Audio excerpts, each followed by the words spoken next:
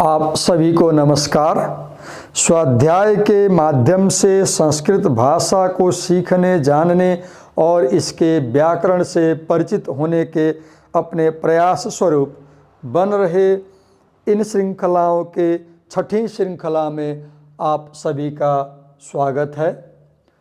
पिछली श्रृंखला में हमने नंदिकेश्वर काशिका के तीसरे श्लोक का अध्ययन किया था, जिसमें हमने समझा था कि आकार रूपी ब्रह्म जो ब्रह्मांड में सृष्टि से पूर्व व्याप्त था, उसी सर्वव्यापी निराकार निर्गुण आकार रूपी ब्रह्म ने इकार रूपी चित्त कला अथवा माया का आश्रय लेते हुए उकार रूपी ब्रह्मांड में णकार रूपी सगुण सत्ता सगुण ब्रह्म के रूप में वह व्याप्त रहा था सृष्टि से पूर्व। ऐसा हमने तीसरे श्लोक में समझा था।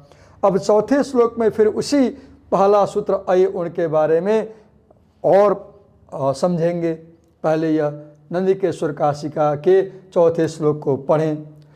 अकारः सर्ववर्णाग्रह प्रकाशः परमेश्वरः आद्यमन्तेन संयोगात् इहम् इत्येव जायते।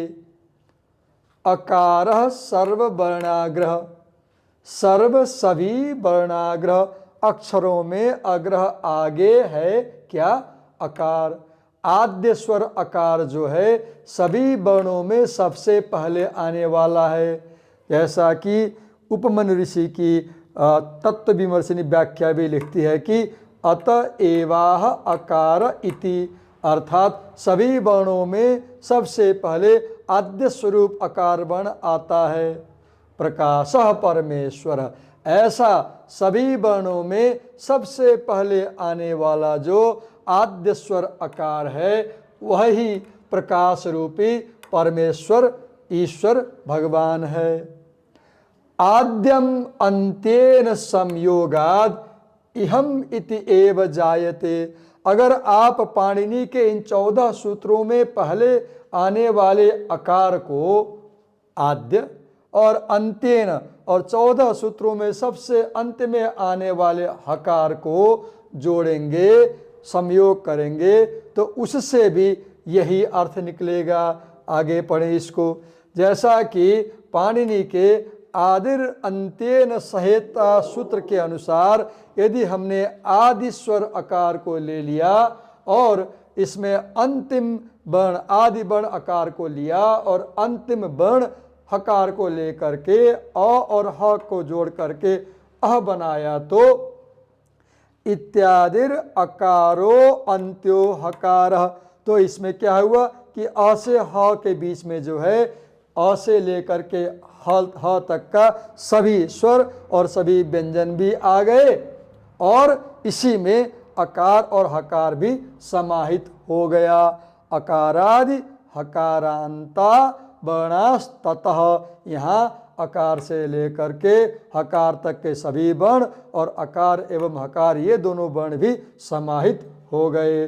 परमात्मन एवा भवन नित्यर्थ परम शिव इति पाठांतरम। तो जैसा कि शिव तंत्र में देखा जाता है कि शिव तंत्र में हकार को ही शिव रूप माना जाता है, इसलिए जो अ से ह तक जो सभी अक्षर समाहित हुए और अकार और हकार भी समाहित हुए, परमात्मन एवं परमात्मा एवा भवन इति अर्थः।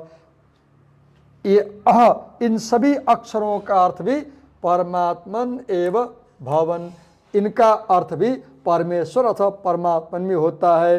परम शिव इति पाठांतरम। इस प्रकार से हमें क्या समझना चाहिए कि जो अय उण सूत्र है इसका अर्थ हुआ कि सभी अक्षरों की सृष्टि भगवान शिव के डमरू के निनाद से हुआ है और भगवान शिव के द्वारा सृष्टि किए जाने के कारण यह सभी अक्षर जो है शिव स्वरूप भी हैं। इसलिए अय उण सूत्र से हम फिर जानते हैं कि यह सब शिव की रचना है।